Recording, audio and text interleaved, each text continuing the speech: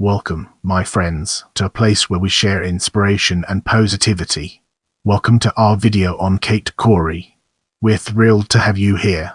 Kate Cory, February 8, 1861, June 12, 1958, was an American photographer and artist. She studied art in New York and then worked as commercial artist. She traveled to the southwestern United States in 1905 and lived among the Hopi for several years, recording their lives in about 600 photographs.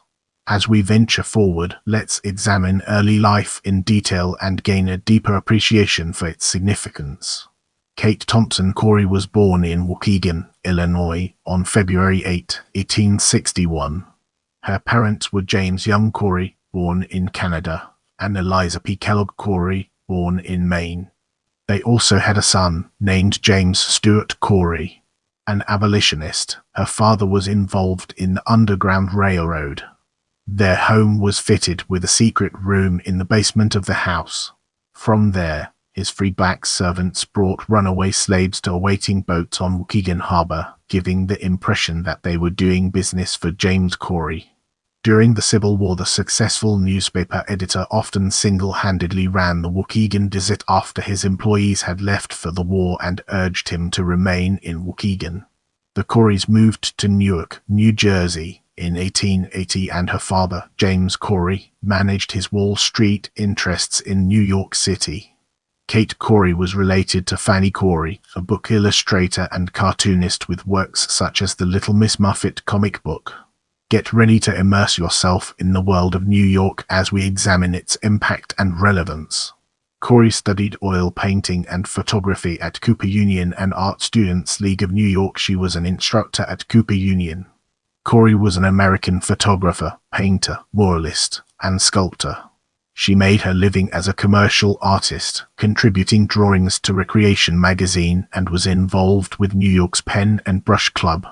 Beginning in 1895, Cory partnered with potter Charles Volkmer to create hand-painted plaques, cups, and plates of historic people like William Penn and Alexander Hamilton. Buildings figured in the designs, such as George Washington's headquarters.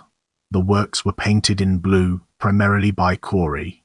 Their shop, Volkmer and Cory Pottery, was located in Corona in Queens, New York.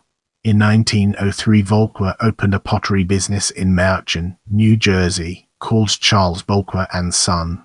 In the upcoming section, we'll be dissecting Hopi villages and exploring its implications in greater detail. At the Pen and Brush Club, Cory met artist Louis Akin, who had just returned from the Southwest. He had made paintings of the Hopi Indians to promote tourism along the Santa Fe Railroad route. Her interest in the western United States had been sparked by Ernest Seton, and when Akin told her of his plans to begin an artists' colony in northern Arizona in 1905, Cory booked passage on a train to Canyon Diablo, Arizona, and then traveled north 65 miles through the desert to the high mesa of the Hopi Reservation. She intended to visit the Hopi mesas, where Akin intended to establish an artist colony for a couple of months of a tour of the western United States.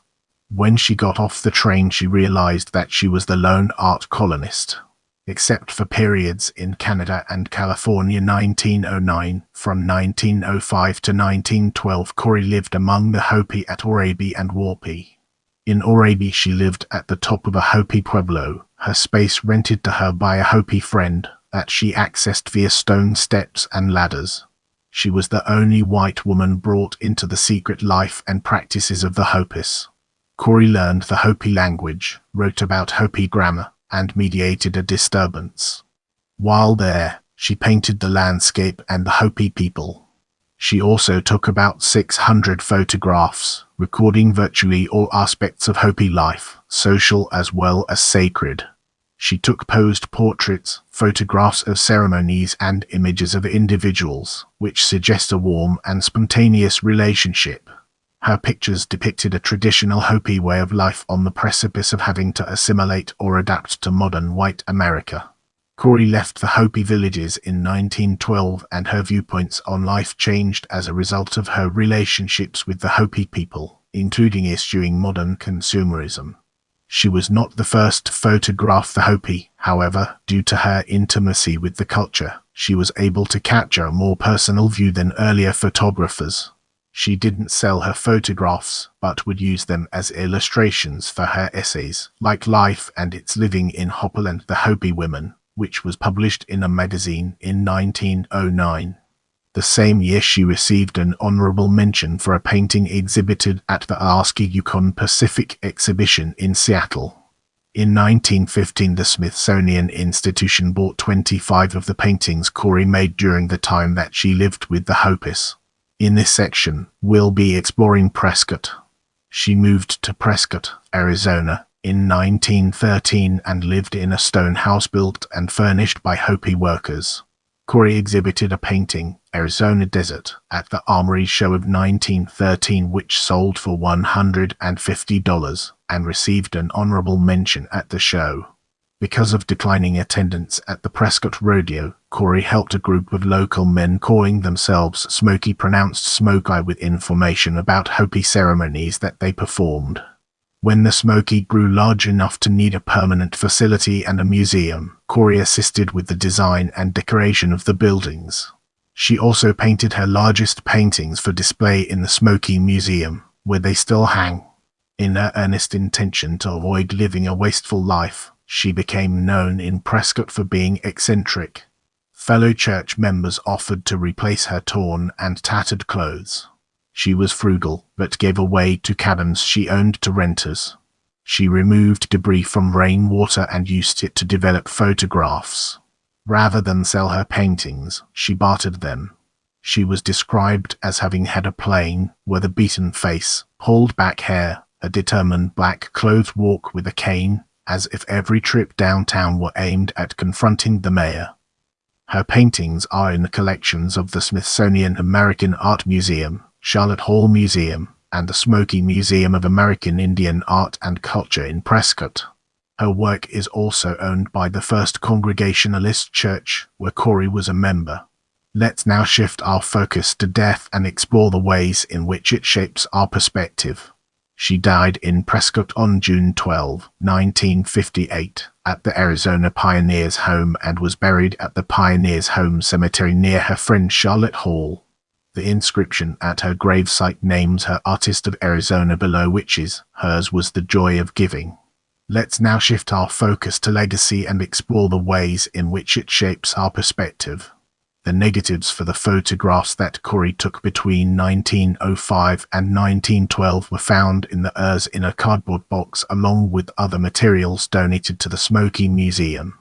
Not knowing how to preserve the negatives, the museum gave them to the Museum of Northern Arizona, who was better equipped to maintain and preserve the images. Mark Geed, director of photography at the museum, Marnie Geed and Barton Wright created the book The Hopi Photographs, Kate Cory, based on some of the found images, some of which are ceremonial scenes. Due to concern from the Hopis about the rights to their cultural property, many images will not be published by the museum and are available in a restricted file for viewing by researchers. The Smoky Museum in Prescott, Arizona, has the largest collection of Cory artwork on display. Her papers are held by the Charlotte Hall Museum. Let's now turn our gaze towards books and explore the fascinating connections it has to offer. Kate Cory, A Legend of Thumb Butte. Kate Cory, Mark Geed, Marnie Geed, Barton Wright. The Hopi Photographs, Kate Cory. University of New Mexico Press, 1986. In this chapter, we'll be unraveling the enigma of paintings and discovering its transformative power. A study of captioners for children, watercolor, Smoky Museum, Prescott, Arizona Blonde Woman, oil, Charlotte Hall Museum, Prescott, Arizona Bouquet of Two Red Poppies, watercolor, Charlotte Hall Museum, Prescott, Arizona Brown-Haired Woman, oil, 1935, Charlotte Hall Museum, Prescott, Arizona Butterfly Maiden, oil, Smoky Museum, Prescott, Arizona Buffalo Dancer, oil, 1919, Smoky Museum, Prescott, Arizona Colorado River, oil, 1929, Charlotte Hall Museum, Prescott, Arizona Desert Valley Landscape, oil, Charlotte Hall Museum, Prescott, Arizona. Eliza P. Cory, artist's mother. Watercolor, Smoky Museum, Prescott, Arizona. For the ceremony at sunrise. Oil, Prescott Public Library, Arizona. 5 Indian women with baskets and cooking fire. Oil, Charlotte Hall Museum, Prescott, Arizona. Hopi butterfly. Oil, Smoky Museum, Prescott, Arizona. Hopi butterfly 2. Oil, Smoky Museum, Prescott, Arizona. Hopi girl. Oil, Charlotte Hall Museum, Prescott, Arizona. Hopi Indian maiden. Oil, private collection Indian maiden. Oil, before 1916, Atchison, Topeka and Santa Fe Railway, Chicago, Illinois. Indian with hoe. Oil, 1906, Smithsonian American Art Museum inside the Kiva. Oil, Waukegan Historical Society, Illinois. Local wildflowers, granite mountains in the background. Oil, 1937, Federal Art Project, Charlotte Hall Museum, Prescott, Arizona. Local wildflowers with rocky hills in the distance. Oil, 1937, Federal Art Project, Charlotte Hall Museum, Prescott, Arizona. Man, full length. Oil, Smithsonian American Art Museum. Mono with ceremonial robe. Portrait of Hopi Indian woman. Oil, 1909, Waukegan Historical Society, Illinois. Motta Dexter portrait. Oil, Smoky Museum, Prescott, Arizona. Mesa with Indian village in distance. Oil, Smithsonian American Art Museum. Migration of the Hopi tribe in the early 20th century. Oil, 1939, First Congregational Church, Prescott, Arizona. On permanent loan to the Smoky Museum. Moonlight Frolic. Oil, before 1914, Atchison,